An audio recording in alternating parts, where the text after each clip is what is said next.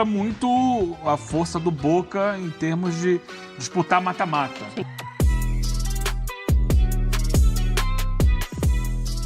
Começa para valer a preparação para o duelo diante da equipe do Boca Juniors. Jogo 9h30 da noite, quinta-feira.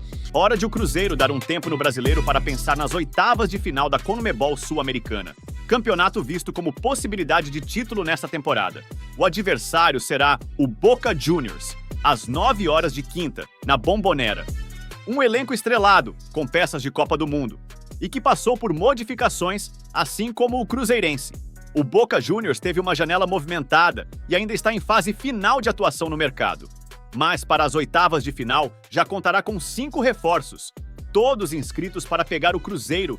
Entre os 5 novos nomes que estarão à disposição do técnico Diego Martínez diante do Cruzeiro, o mais conhecido da torcida brasileira é Gary Medel, experiente zagueiro chileno que estava no Vasco.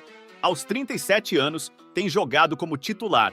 Assim como o Cruzeiro não inscreveu Peralta e Jonathan nas oitavas por conta da limitação de trocas imposta pela CONMEBOL, o Boca Juniors também não contará com o jovem meia Nacho Miramon, que chega emprestado pelo Lille, da França.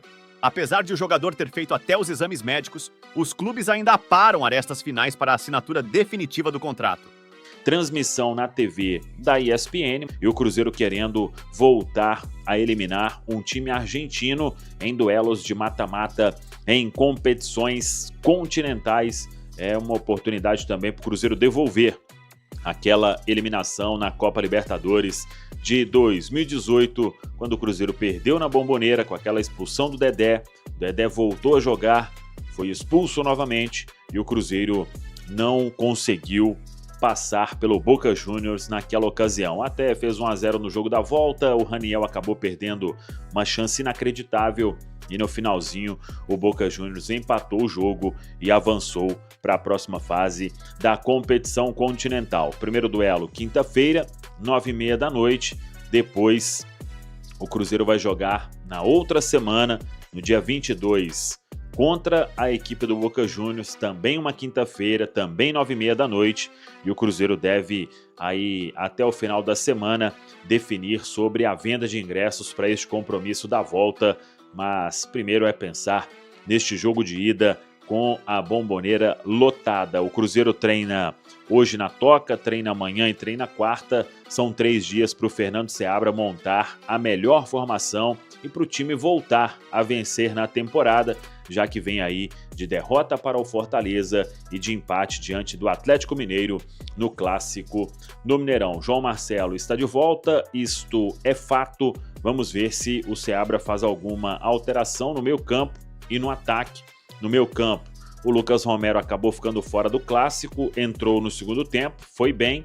Das alterações que o Seabra fez, acho que o Lucas Romero é quem mais teve uma resposta positiva. O Wallace jogou 45 minutos, dentro até também de uma situação planejada para ele ir ganhando cada vez mais condicionamento físico, e aí fica a dúvida quanto ao ataque, o ataque que não conseguiu marcar diante da equipe do Fortaleza, já que o gol acabou sendo ali do Matheus Henrique, e também não conseguiu marcar nesse empate 0-0 diante do Atlético Mineiro. Um grande trabalho do Fernando Seabra, então o Cruzeiro entra forte sim na Sul-Americana, tem chance de título, só que eu vejo o Fortaleza ainda entre os brasileiros como favorito a chegar em mais uma final. Fortaleza e Rosário, Red Bull Bragantino e Corinthians, Huachipato e Racing, Libertad Esportivo Ameliano, Boca Juniors e Cruzeiro. Por enquanto, a definição das oitavas de final da Sul-Americana, os times da direita decidem em casa. Fortaleza pega um Rosário que eliminou o Inter, mas vamos combinar,